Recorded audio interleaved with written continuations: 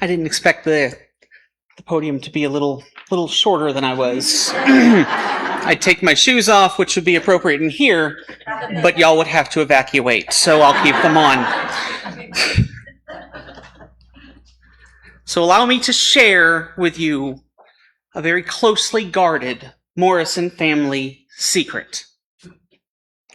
I cry at movies.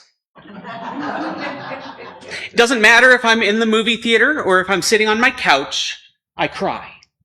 It's gotten to the point that if I'm watching movies with my family, at some point, they all stop watching the movie and instead turn and watch me as I quietly vibrate and sob on the couch. I'm sure it's a mixture of being neurodivergent and empathetic, but it's the reality I live in no matter what. If the story's right, the tears are going to come. So imagine my surprise when I went with my wife to see the movie Wicked in theaters. Yeah. I'm not the only one. Oh my gosh, it's great. Before the story even began to be told, as the first swells of music rose and the camera started flying through Oz, and all of that glorious, oversaturated color inundated my eyes, I started crying. And my wife looked at me with great concern, and she said, "The movie just started. How are you possibly crying?" And without looking away from the screen, I said, "It's so beautiful. I don't know why I'm crying about this, but I cannot stop. It's overwhelming." I like to imagine that was similar to the reaction people had in the 1930s when The Wizard of Oz came out. Now, The Wizard of Oz, it wasn't the first movie to be shot in Technicolor. In fact, movies had been shot in Technicolor since around 1917. But what The Wizard of Oz did that was so revolutionary is it took Technicolor from being a novelty and it made it a vital piece of the story. For the first time, moviegoers sat in the theater and they watched the sepia tones that they'd seen since the beginning of movies fill Kansas. They listened to Judy Garland sing a beautiful song of longing for something that went over the rainbow as she and everything around her existed in shades of brown. And then the tornado came, and the house lifted up, and it crashed to the ground. And up to that point, the movie looked like many other movies. But then Dorothy opened the door, and as she stepped out, suddenly everything was in color. But not just color, Technicolor. Everything was beautiful and bright and warm and colorful. I can imagine the emotion people felt seeing that for the first time, how overwhelmed they were. Dorothy stepped out of her sepia-colored Kansas house and into the Technicolor that existed beyond it. Whether you're talking about The Wizard of Oz or you're talking about Wicked, there's no denying Oz was beautiful. The Oz of The Wizard of Oz seems to be a place filled with magic and acceptance. I mean, even the wizard who, spoiler alert, if anyone hasn't seen The Wizard of Oz, turned out to be a complete fraud. He was still beloved by the people as he boarded his balloon he couldn't fly and announced his departure.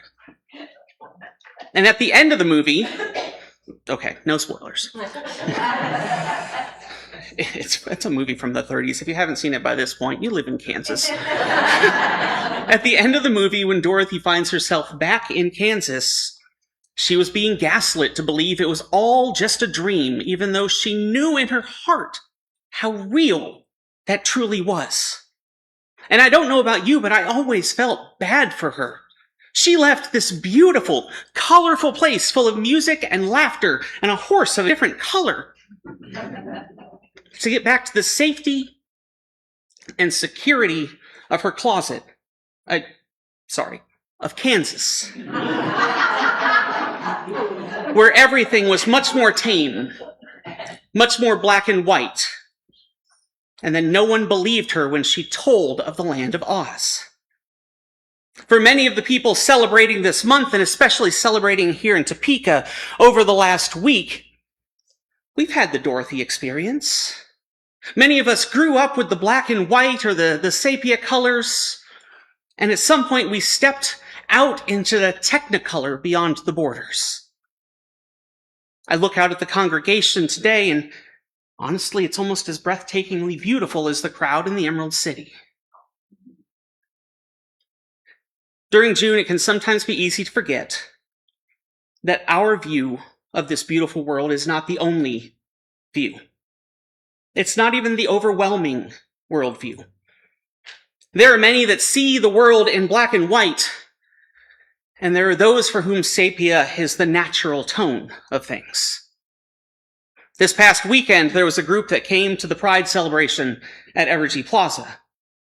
And as they stood in their black and white view of the world and declared that those living in color were sinners and bound for hell, I found that all I wished was to be able to open the door for them to see the beauty of the Technicolor that they were condemning. People like that can often be heard saying queer people stole the rainbow from God. That it's God's symbol. And they say that because in a very literal reading of their translation of the Bible, in the story of Noah and the flood, when the waters receded, God places a rainbow in the sky as a covenant. And that many say that the rainbow that was given to humanity as a sign of a divine covenant is still God's, tells me they might not understand how gift-giving actually works. Of course, elsewhere in that canon, within the visions of Ezekiel and John in Revelation that have been deemed prophetic, we find images of God. And in those images, God is the rainbow. So that rainbow, it's not just refracted light to those that the Quran calls people of the book. No, that rainbow that appears in the storm, after the storm, it has to be a self-portrait of the divine. But there's something else much more fundamental within the book that Christians, Jews, and Muslims hold so dear, and that's the idea that the image of the divine is in each of us. So on top of crying at movies, I'm also really bad at math. It's part of why I'm a hospice chaplain. There's not a lot of math involved with that. But among the few things I can actually remember from the many times I had to retake math, I remember the transitive property. It says if A equals B and B equals C, then A equals C. I checked it on Google just to make sure that was actually what it said. I felt a little proud of myself, I'm not going to lie. So if the image of the divine is a rainbow and each of us bears that image within us, then each of us is a bearer of the rainbow. Which means the major division problem within the world today is there are those that see the world around them in black and white and shades of brown. And they look to the sky after it storms in hopes of seeing that image of the divine, rather than walking out the door and seeing the rainbow image of the divine in the people around them here on earth. But then, what would they see if they did look around? What does a bearer of this rainbow look like? For many people, I imagine the bearer is a symbol of strength, power, and authenticity. For me, my brain apparently takes a more literal approach, and so I get a Care Bear shooting rainbows from its stomach to overcome darkness.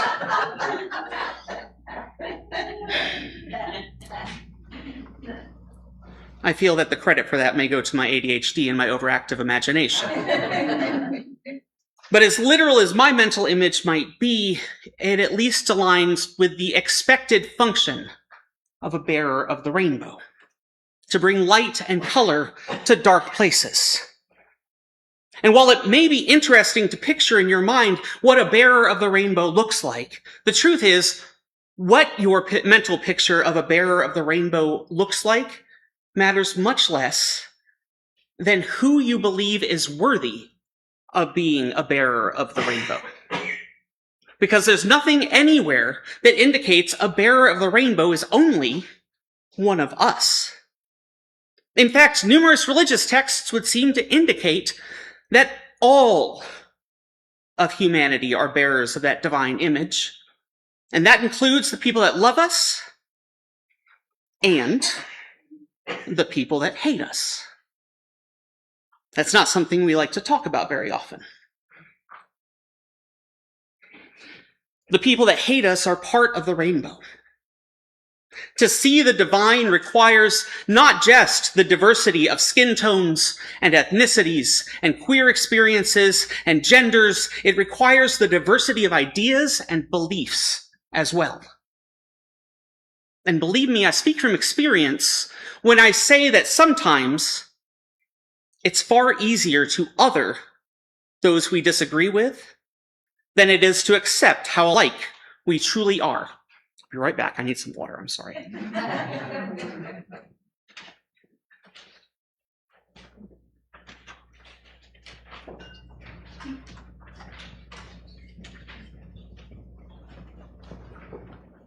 It's portable. I don't know why I didn't bring it up here with me.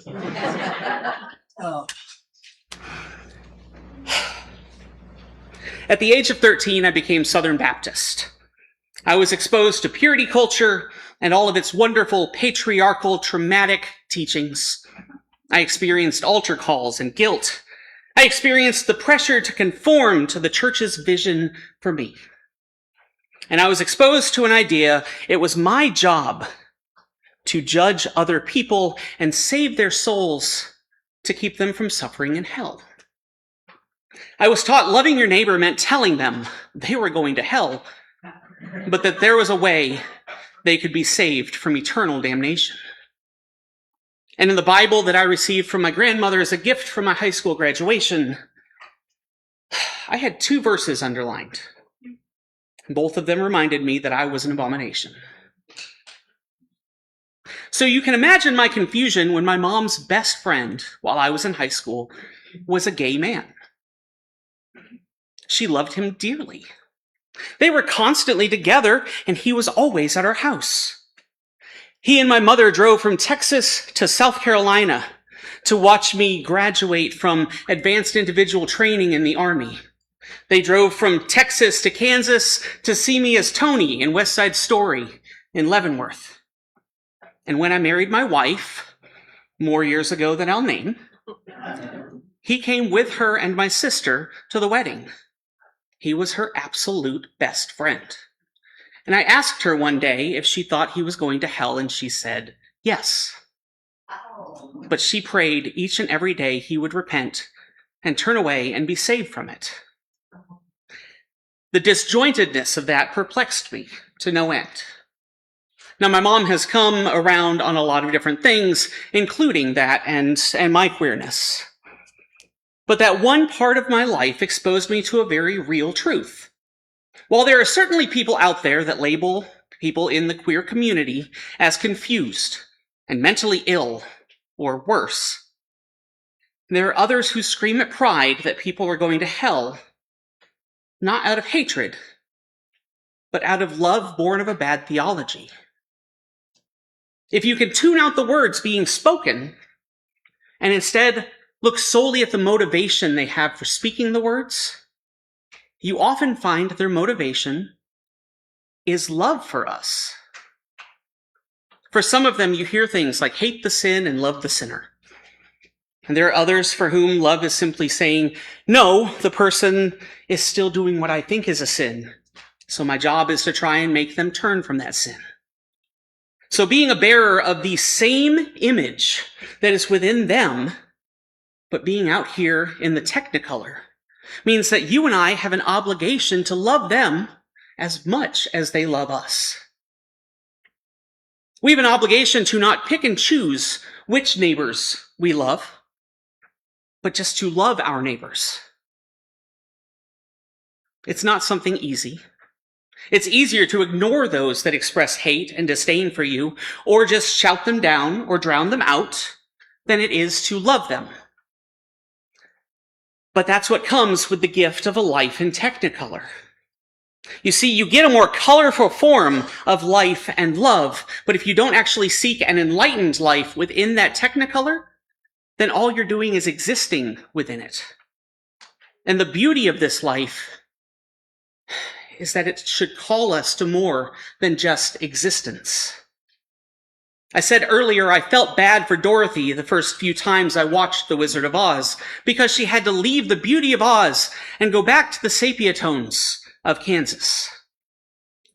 But we can tell from her words and actions that her time in Oz left her changed.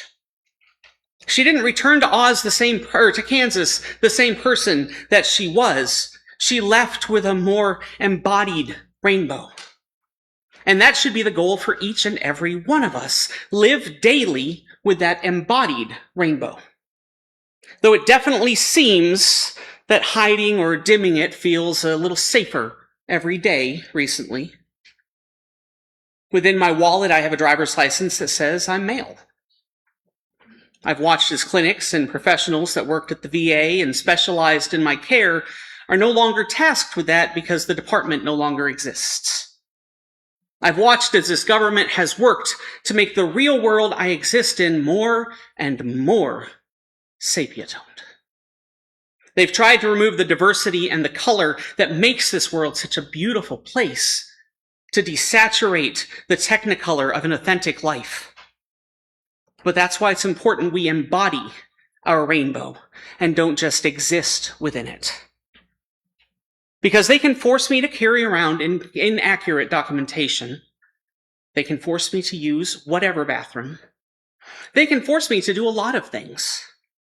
They can adjust the color palette of life and desaturate the world by removing mention of diversity, but they can't dim the rainbow I embody. They can tell me I can't be married, but they can't tell me who to love. And more importantly, they can't actually tell me who to hate. Did you know that? The government, the media, the culture cannot actually force us to hate someone. That's a choice we make. Oh, they can refuse to acknowledge our existence, and they can refuse to acknowledge our love. They can tell us our neighbors are our enemies. But that doesn't make any of those more real, nor does it obligate our compliance. And so I offer this challenge.